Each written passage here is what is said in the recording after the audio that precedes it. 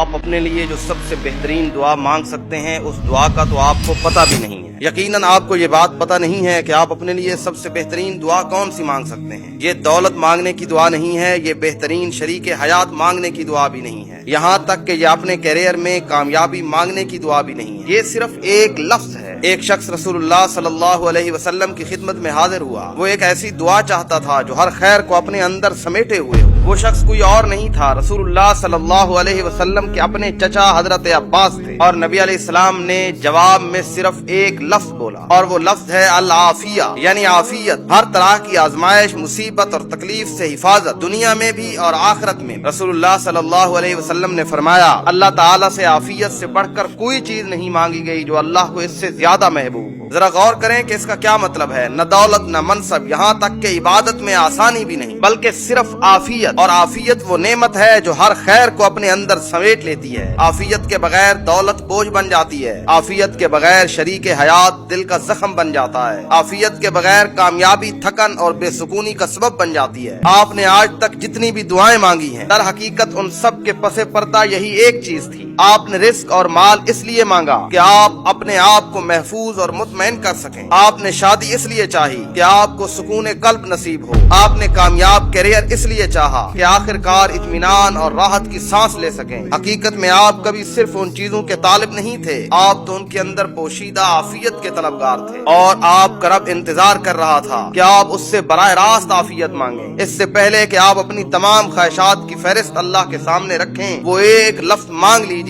جو ان سب کو اپنے اندر سمیٹے ہوئے ہے، اور وہ لفظ ہے عافیت۔ اور وہ دعا کچھ یوں ہے کہ اللہم انی اسألک العافیہ، اے اللہ میں تجھ سے عافیت کا سوال کرتا ہوں۔ اللہم انی اسألک العافیہ، اے اللہ میں تجھ سے عافیت کا سوال کرتا ہوں۔ آج سے اس دعا کو اپنی زندگی کا حصہ بنا لیجئے۔ روتے ہوئے مانگیے، ہنستے ہوئے مانگیے، جاگتے ہوئے مانگیے، سوتے ہوئے مانگیے۔ اس سے بہتر اور کیا ہو سکتا ہے کہ اللہ آپ کو ملنے والی ہر چیز میں عافیت ڈال دے۔ تو آج سے اپنی زندگی کا اس دعا کو حصہ بنا لی۔